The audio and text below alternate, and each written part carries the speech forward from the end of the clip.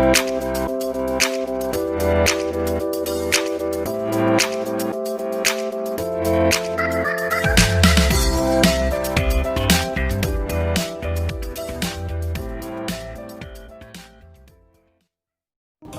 selamat pagi anak-anak, kembali lagi bersama saya Ibu Sarah dalam pembelajaran bahasa Indonesia. Pada pertemuan kita yang pertama kita sudah membahas tentang pengertian teks berita, unsur-unsur serta syarat-syarat sebuah berita. Hari ini kita akan masuk pada pertemuan kedua, yaitu kompetensi dasar kita yang kedua tentang struktur dan kaidah kebahasaan teks berita. Baik, indikator pencapaiannya yaitu kita dapat menjelaskan struktur dan juga menjelaskan kaidah kebahasaan dari teks berita. Baik anak-anak, struktur berita terbagi atas dua, yaitu struktur pembangun berita dan struktur penulisan berita. Struktur pembangun berita ada tiga, yaitu orientasi, peristiwa, dan sumber berita. Orientasi adalah bagian awal dari sebuah teks berita. Biasanya ini berisi tentang gambaran umum dari apa yang akan diberitakan. Ya, peristiwa merupakan bagian inti dari berita.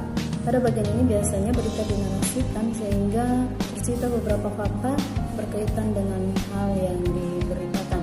Ya, bagian ketiga adalah sumber berita. Sumber berita ini merupakan tempat atau alamat di mana kita mendapatkan berita ini, atau juga bisa berupa penulis dari berita yang diberitakan.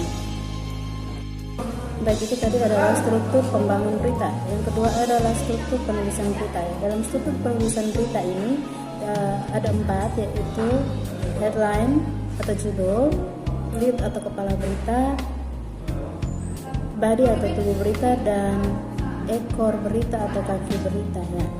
Headline atau judul biasanya ada di atas sebuah berita sehingga memudahkan orang untuk mengetahui apa yang sedang diberitakan, apa yang ditulis. Ya. Yang kedua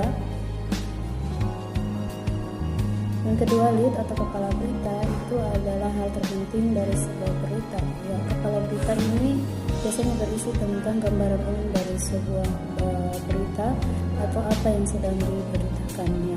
Dalam lead ini biasanya terdapat beberapa unsur berita. Namun biasanya unsur mengapa dan bagaimana belum ada di dalam lead atau kepala berita ini. Yang ketiga adalah body atau tubuh berita. Di dalam body atau tubuh berita ini biasanya berisi penjelasan dari unsur-unsur berita dan unsur bagaimana dan mengapa sudah ada dalam tubuh berita ini pada umumnya. Dan yang terakhir adalah ekor atau kaki berita. Ya, kaki berita ini biasanya berisi penegasan ulang atau kesimpulan dari berita yang diberitakan atau dari peristiwa yang diberitakan. Oke, baik anak-anak, untuk membantu kalian memahami struktur yang tadi kita sudah pelajari, Ibu punya teks yang masih belum tersusun secara tepat atau masih secara acak.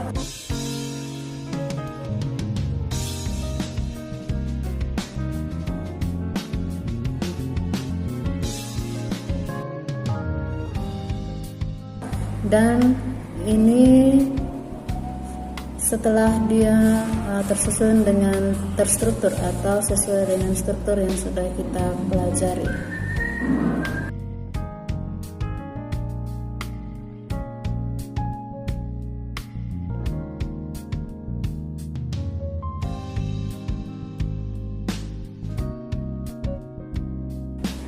Oke, baik anak-anak, kita masuk kepada kaidah kebahasaan teks berita. Kaidah kebahasaan teks berita yang pertama adalah penggunaan bahasa baku. Ya, penggunaan bahasa baku di sini maksudnya menggunakan bahasa standar, bahasa yang mudah dimengerti oleh semua orang, sehingga mereka dapat mengerti dengan mudah berita yang sedang disampaikan.